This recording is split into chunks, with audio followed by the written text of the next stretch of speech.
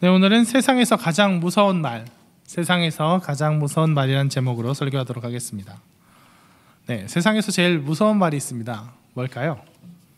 뭐 죽일까 뭐 이런 얘기인가요? 바로 할 만큼 했어라는 말입니다. 좀 더 공격적으로는 참을 만큼 참았어라는 말이에요. 왜 이 말들이 무서울까요? 책임지지 않는다는 것이 무서운 겁니다. 지금부터 벌어진 일들에 대해서 내게는 더 이상 그 책임이 없음을 선언한 말이기 때문이에요.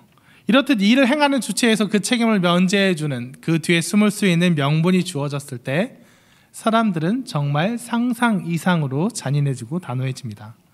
아예 처음부터 하지 않았던 사람보다, 참지 않았던 사람보다 더 심해요. 그럴 때면 그냥 애초에 처음부터 제 성질대로 하지, 이런 생각이 들곤 합니다. 사실 세상의 기준으로는 이게 당연할지도 모릅니다. 할 만큼 하고 더하면 뭐가 되나요?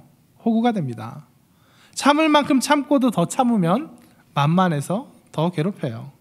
자기 일, 자기 책임 다하면 그만이지 그 이상 남의 일 참견할 이유도 없고 그래서도 안 됩니다. 나 하나 챙기기도 벅찬 세상에서 자칫 엉뚱한 일로 인생 낭비해버릴 수가 있어요. 그런데 이 문제는 이러한 현상들이 믿지 않는 사람들에게 통용되는 것 못지않게 믿는 사람들에게도, 믿는 사람들의 공동체, 교회에서도 통용되고 있다는 점입니다. 오히려 더 심할 때마저 있죠. 세상은 그냥 누가 마음에 안 들고 내게 피해를 주면 그냥 조금 지켜보다가 아 뭐야 하고 내쳐버리면 그만이에요. 하지만 교회에서는 그게 안 됩니다. 사랑해라, 한 몸을 이루어라, 이런 말을 뭐 진짜 실천하고 있는 건 차치하고 일단 계속해서 듣고 있잖아요. 그래서 그냥 조금 싫으면 나 싫어, 쟤 싫어, 쟤랑 함께 안 할 거야 하고 내쳐버리는 게 안 되는 겁니다. 내 마음이 싫은 건데 그게 안 되는 거예요. 나는 원래 그런 사람이 아니지만, 그렇게 사람 쉽게 내치는 사람 아니지만, 사랑이 없는 사람이 아니지만 그런 나로서도 감당하지 못할 정도로 제가 나쁜 사람이야, 이렇게 해야만 됩니다. 이렇게 나와요. 자기가 사랑이 없는 사람 되지 않기 위해서 그 사람을 천하의 죽일 놈으로 만들어요. 정죄의 전문가가 됩니다.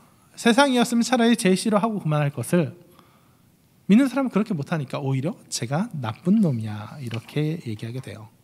그러니까 여러분, 여기서 설교의 뭐 주제나 결론과 좀 상관없이 좀 현실적인 고면을 하나 드리자면, 누가 싫으면 그냥 싫다고 하세요. 그냥 싫으면 싫다고 하세요. 물론 최대한 사랑으로 품으시고 이 말을 아끼시되 딱 보면 답이 나오잖아요. 아, 얘는 내가 감당할 만하다, 그렇지 않다. 감당할 만하면 품고, 품었으면 그 부족한 부분도 감싸 안아주시되, 아 이거는 만만치 않다, 내가 도저히 못하겠다 싶으면 그냥 좀 떠나세요. 자리를 피하세요. 절대로 이것만큼은 하지 마세요. 겉으로는 웃으면서 속으로는 매의 눈을 뜨고 저놈이 대체 언제 결정적인 잘못을 저지르나 이렇게 벼르고 있는데, 누가 봐도 저놈이 죽일 놈이고 나는 당연히 화를 내야 될 타이밍에 당연히 화를 낸 것으로, 아니 그 이상으로 나 개인을 위해서가 아니라 피해받는 공동체를 위해 정말 공의와 의분을 가지고 일어난 과감한 결단을 내린 사람처럼 그 보일 타이밍을 찾으려고 제발 그 옆에서 기다리지 마세요. 진짜 그러면 안 됩니다. 차라리 그냥 성질대로 들이받거나 화를 내는 것보다 그렇게 타이밍 보는 거, 그게 제일 나쁜 짓이에요. 사실 이건 저한테 하는 말입니다. 저야말로 어릴 때부터 지는 싸움은 하지 않는다, 최적의 타이밍을 노린다, 이런 주의로 벼르다가 명분 얻어 싸우는 스타일이었어요. 지금도 그런지 모르겠지만 안 그러려고 노력합니다. 아무튼 진짜 상대가 용서가 안 되고 갈수록 저 사람에 대한 분노와 미움이 속에서 쌓인다, 이게 사랑으로 녹아지지 않는다, 진짜 저 사람 내가 벼르게 된다, 벼르게 된다, 이러면 차라리 떠나세요. 그게 낫습니다. 현실적인 차선책이에요. 그런데 문제는 그러지 못하는 경우가 있어요. 피할 수 없는 때, 도저히 피할 수 없는 그런 직분, 그런 자리가 있습니다. 제가 이렇게 교회 목사로 또 진장으로 사역하고 있으니까 많은 상담 신청이 들려와요. 어떤 간사님은 제게 와서 누구 때문에 정말 힘들다, 저뿐만 아니라 팀원들이 다 누구 때문에 힘들어한다, 팀원들이 점점 팀 모임도 안 나오려 하고 저 교회에도 누가 되는 것 같다, 이렇게 얘기를 해요. 이야기를 하면 정말 심하긴 심합니다. 사실 저였어도 감당하기 힘들 것 같아요. 잘 이야기해서 다른 팀으로 보내거나 했으면 좋겠다는데 그럼 그건 또 폭탄 돌리기도 아니고, 그렇다고 팀 모임 나오지 말라고 하기도 뭐하고 참 골치예요. 간사뿐 아니라 새가족부, 새가족부, 교사 다 마찬가지입니다. 그럼 이거 어떻게 해야 될까요? 사실 엄청 시원한 해답은 없습니다. 그냥 최대한 그나마 잘 감당할 수 있는 팀, 그래도 믿음직한 간사님 붙여가지고 그냥 정모하면 또 제 팀으로 직접 데려와가지고 그냥 버티는 수밖에 없어요. 다만 거기서 그렇게 버티면서 바라볼 은혜가 무엇인가? 내 마음에 쥐고 있어야 하는 게 있어요. 그거는 바로 우리는 모두 사명자라는 거예요. 사명자에게는 사명 감당할 힘을 하나님께서 주신다는 거예요. 저 사람 감당 못할 저 사람이 있는데 저 사람을 감당해야 되는 거 나뿐만이 아니고 나보다 더 큰일 날 사람이라고 하면 안 되고 큰일 난 분이 있어요. 하나님이 저 사람 감당하셔야 돼요. 하나님과 함께 저 사람 감당하면 그래도 좀 낫다는 것입니다. 네, 오늘 본문을 살펴보면서 자세히 들어가겠습니다. 오늘 본문 에스더서 얘기인데, 에스더서에서 이제 원수 하만이 에스더의 삼촌 모르드게가 그에게 고분고분하지 않다고 이게 앙심을 품었어요. 그래서 그 말을 해치는 것은 너무 가볍다. 스케일이 너무 커요, 이 사람은. 모르드게 하나 죽이는 건 너무 가볍다 해서 유다인 전부를 죽일 모략을 꾸미죠. 그래서 왕에게 모함을 합니다. 왕이여, 유다인들은 왕의 법도 안 지킵니다 하고 모함을 하면서, 사실 모함의 방점이 찍힌 것도 아닌 것 같아요. 그러면서 은 1만 달란트, 진짜 누구 해코지 하려고 1만 달란트를 쓸 수 있다. 대단하죠. 1만 달란트 지금 계산도 얼른 안 나와요. 1달란트가 6,001분의 임금이니까 우리로서는 도저히 평생 벌어도 못 만져볼 그런 금액이에요. 1만 달란트를 왕에게 주고 왕의 환심을 사서 11개월 후에 모든 유다인들을 죽이고 그 재산을 빼앗아도 문제가 안 되게, 법에 거촉이 안 되게 그런 신기한 법을 만들어 버립니다. 그러자 어떻게 돼요? 유다인들 난리가 납니다.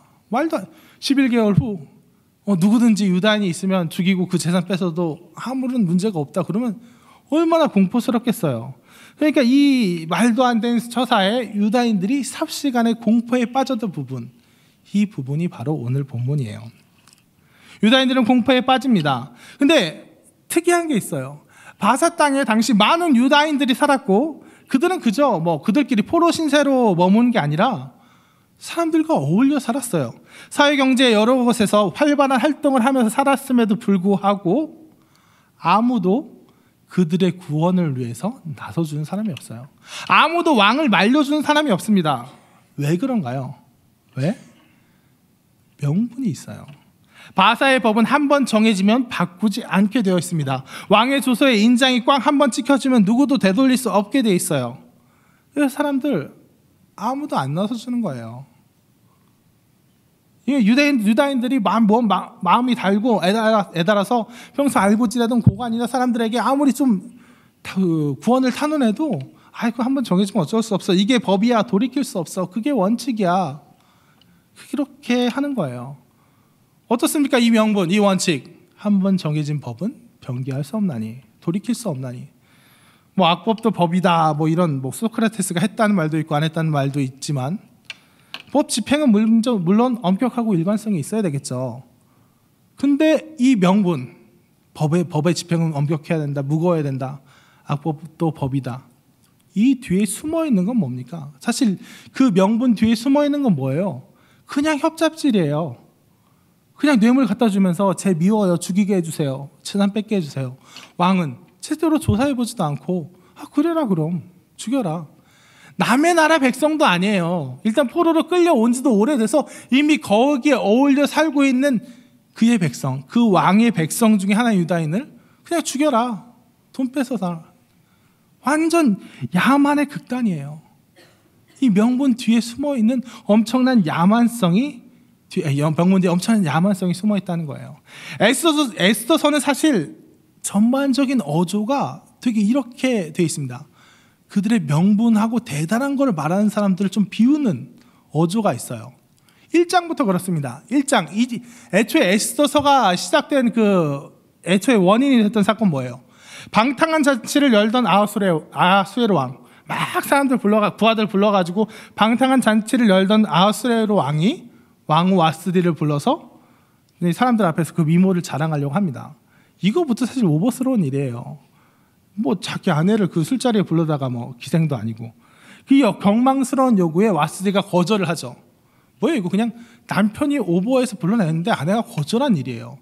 근데 여기서부터 이 왕들은, 그 신하들은 엄청나게 일을 부풀립니다. 엄청나게 일을 키워요.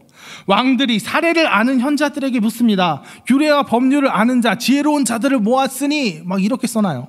그래서 왕후가 왕의 명령을 따르지 않으니 어찌할까? 술자리에 나와봐 했는데 안 나온다고. 왕후가 왕의 명령을 거역한 일이다. 이 일을 어찌 처결할까 해요. 엄청 무서운 어조로 얘기해요. 그러자 사례를 아는 현자들, 이 지혜롭고 지혜로운 자들, 말 잘하기로 소문난 그 중에 제일 가는 지혜자 무무가는 이렇게 얘기합니다. 왕이여, 이건 다만 왕후가 왕의 말을 거역한 것이 아닙니다. 우리 여기 있는 모든 관리와 백성을 모욕한 것입니다. 왕은 우리의 대표시니 왕후가 왕을 모욕함으로 백성의 아내들도 남편을 모욕할 것입니다. 마지막 말이 진짜 압권이에요. 멸시와 분노가 우리나라에 가득할 것입니다. 뭐예요? 엄청나게 일을 키우는 거예요. 왕이 그냥 기분 상했어요. 자기 아내가 나오라는데 말 안 들어서 기분 상했어요. 그러자 지혜를 하는 현자들 막 다 불러다가 이 일을 어찌할꼬 거역이다 반역이다 이름 붙이니까 그 왕의 심기를 잘 아는 간신배들이 왕이여, 이 일은 그냥 가정의 일이 아닙니다. 우리나라의 법도 거지러진 일입니다 하면서 멀쩡한 왕후 와스디, 멀쩡한 왕비를 폐위시키는 일에 다 동참하는 거예요. 엄청난 그럴듯한 얘기, 그럴듯한 명분 내세우면서. 사실 에스더서가 시각이 그렇다니까요. 세상의 기준이 이래요. 뭔가 그럴듯한 명분을 대는 것 같아요. 그럴듯한 대의가 있는 것 같아요. 정말 지혜로운 사람들, 전문가들, 뭐 정말 대의를 꿈꾸는 사람들이 막 얘기해요. 근데 그 뒤에는 뭐가 있다는 거예요? 그냥 누군가의 힘센 자의 이익, 힘센 자의 욕망. 그게 세상이라는 거예요. 그게 세상이에요. 그리고 명분이란 게 그렇게 웃긴 거란 얘기예요. 그래서 결국 너무나도 야만적이고 너무나도 우스운 그 명분이, 그 법이 이스라엘 백성을 지금 거의 죽이려고 엉두르고 있어요. 그때 그 반대편에 그 명분과 상관없는, 뭐 난 할 만큼 했어, 뭐 할 도리야, 뭐 이런 명분, 이런 거를 따지지 않는 정말 위대한 모습이 보여요. 위대한 희생과 사랑, 바로 에스더의 모습입니다. 이렇게 난리가 나니까 모르드게가 난리가 났어요. 그래서 막 죄를 쓰고 막 금식하고 하니까 에스더가 물어봅니다. 대체 무슨 일이냐? 왜 이러냐? 그냥 빨리 옷 입어라. 그러니까 모르드게가 얘기해요. 네가 지금 상황이 이런 걸 아냐? 1만 달란트를 지금 바쳐가지고 유다인 다 죽게 생겼다. 그러니 네가 너희 남편 왕 앞에 나아가서 이스라엘 백성, 유다인들 살려달라고 간구해라 라고 요구해요. 그러자 에스더는 처음엔 난색을 표합니다. 왕 앞에 부르지 않았는데 왕 앞에 나서면 죽게 돼 있어요. 난색을 표할 수밖에 없어요. 죽는 문제잖아요. 그에게, 에스더에게 정말 민족의 지도자도 아니에요. 에스더가 뭐 언제부터 민족의 지도자였어요. 그냥 평범한 포로로 끌려온 사람 중에 한 명이었다가 왕이 이쁘다 해가지고 그냥 뽑힌 한 사람에 불과해요. 한 여자에 불과해요. 그런데 네 목숨을 내놔라. 민족을 위해서 네 목숨을 내놓으라는 도저히 감당할 수 없는 희생, 선뜻 받아들이기 없는 희생이 갑자기, 그 사명이 갑자기 탁 요구가 돼요. 혹시라도 여러분 여기서 왕 앞에 뭐 허락 없이 부름이 없었는데 나아가면 죽는다, 에이 설마 자기 아내인데 죽이겠어 라고 생각하시면 오산이에요. 왕 앞에 나가면 뭐 죽을 수도 있고 금규를 내밀면 살 수도 있고, 이게 이런 문제가 아닙니다. 왕 앞에 나가면 기본적으로 죽는 거예요. 왜? 이거는 왕의 보안 문제랑 관련돼 있어요. 당시 페르시아 제국의 왕 중에 그냥 늙어 죽고 병들어 죽은 사람이 얼마 없는 거 아세요? 다 암살당해 죽었어요.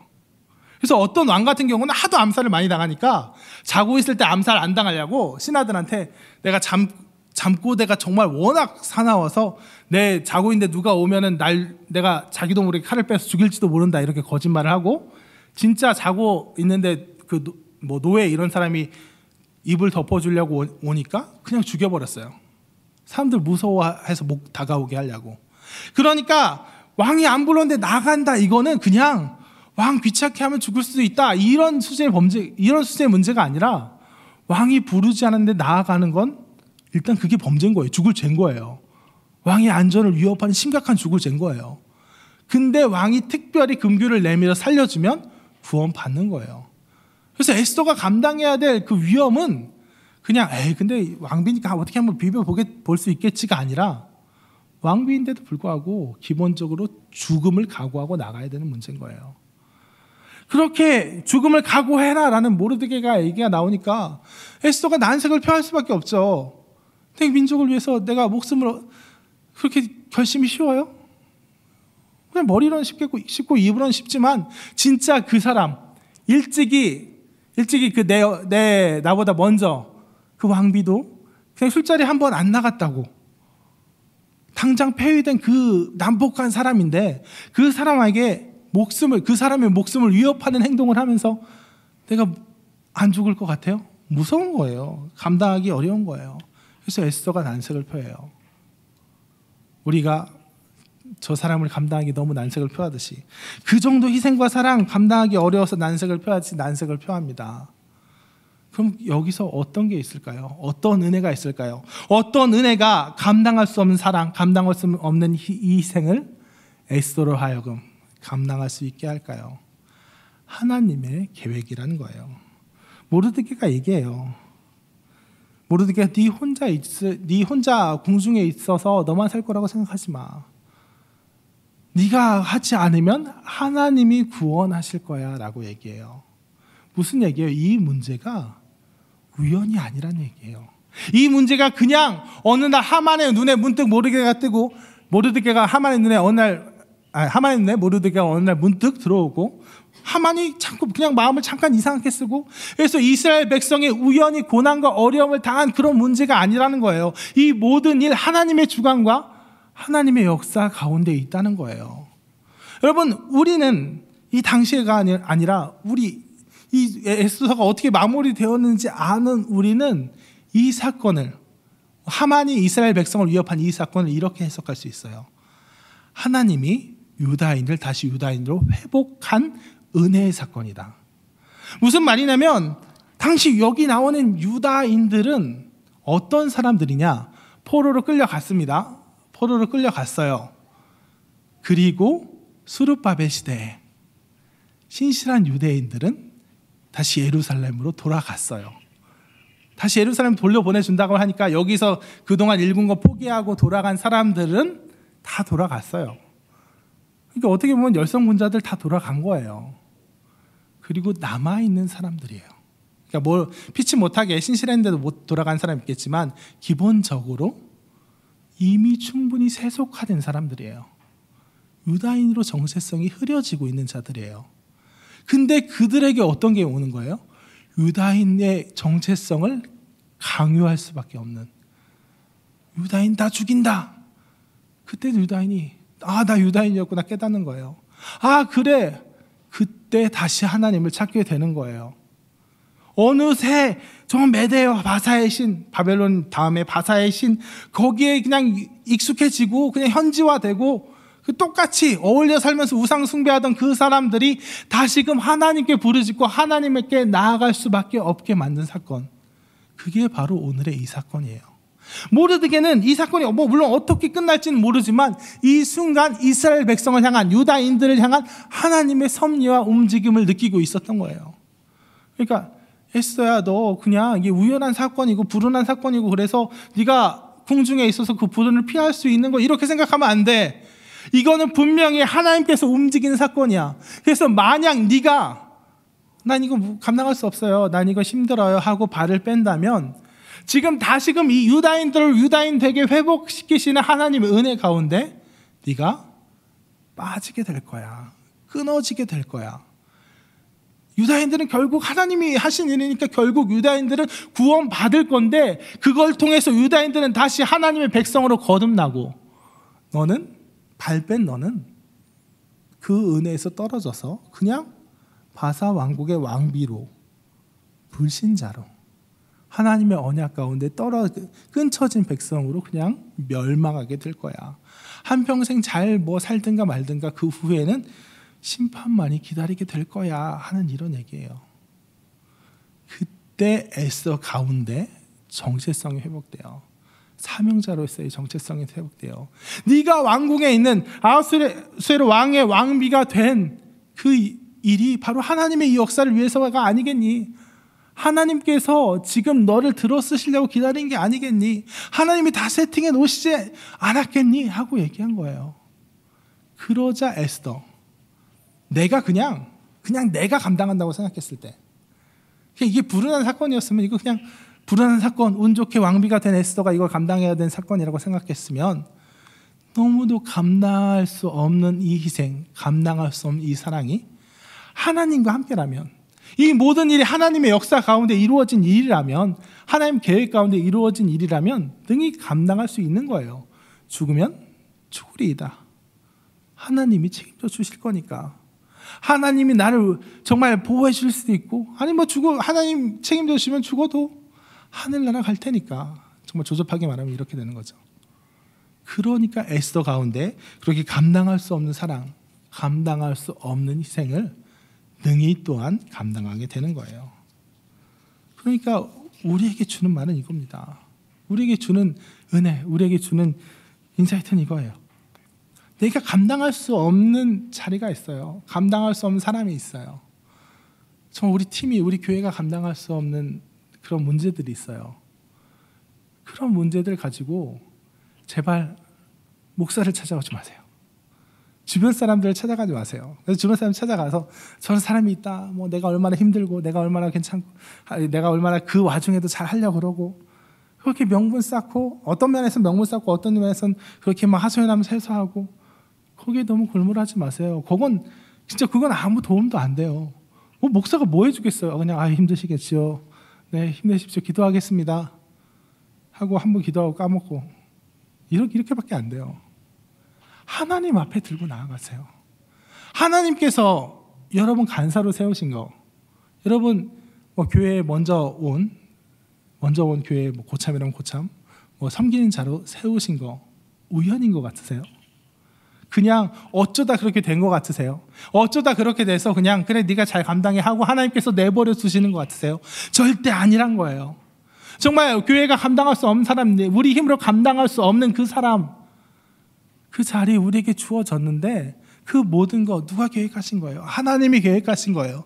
하나님이 그래 내가 너에게 이 일을 맡기는데 네가 좀 이걸 해줘라. 저 사람 너 아니면 누가 맡아주겠니? 여러분 싫은 사람은 사실 다른 사람한테도 다 싫어요. 그 사람 누가 맡아주겠니? 네가 좀 맡아줘라. 네가 오케이만 해주면 내가 너에게 그 사명을 감당할, 그 사랑과 희생을 감당할 힘을 주리라 하고 기다리고 계시는 거예요. 그러니까 그 문제 가지고 하나님한테 갖고 가세요. 하나님, 이 사람을 두고 기도하세요. 하나님 기다리셨다는 듯이 감당할 수 있게 해주실 거예요. 감당할 수 있게. 내게 놀라운 은혜를 주시든, 아니면 그를 기다리고 있었다는 듯이 그와 딱 맞는 누구를 보내주시든, 아니면 사랑으로 그를 품는 가운데 오히려 그 사람이 못 견디고 떠나는 경우도 있어요. 그렇게 해주시든지 하나님께서 사명자의 일을 책임져 주실 거란 얘기예요. 우리는 사명자예요. 우리의 모든 순간들, 우리 특히 교회에서 공동체를 이루어하는 모든 순간들은 우리의 사명의 순간이에요. 아니, 혼자가 아니에요. 혼자 할 만큼 했어, 난 할 만큼 했어, 번아웃 됐어가 아니라 하나님과 함께 했을 때 할 만큼 했어는 있을 수 없는 말이 되는 겁니다. 하나님의 무한한 능력 가운데 우리가 우리의 힘으로는 불가능한 그런 희생과 사랑 가운데 나아가게 될 수 있다는 것입니다. 말씀을 정리하겠습니다. 정말 가장 무서운 말이 뭐라고요? 할 만큼 했어, 참을 만큼 참았어. 그거 정말 무서운 말이에요. 돌이킬 수 없는 말이에요. 할 만큼 했으니까 그 뒤에는 어떤 것이 있어도 그냥 난 이미 다 했어. 단호하고 너 바늘 하나 들어갈 틈 없이 단호하고 진짜 만약에 이거 엄청나게 잔인해 줄 수 있는 말이에요. 그러지 마십시오.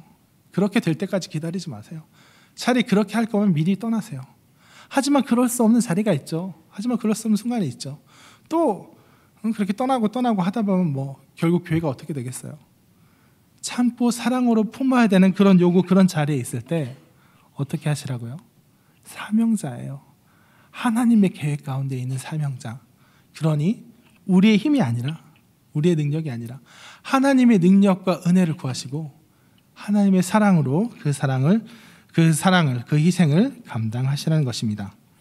언제나 하나님을 의지하면서 내가 감당할 수 없는 희생과 사랑의 자리로 나아가기를 원하는 모든 홍대세교의 성도가 되시길 진심으로 축원합니다. 아까 불렀던 찬양 아버지 당신의 마음이 있는 곳에 다시 찬양하시겠습니다.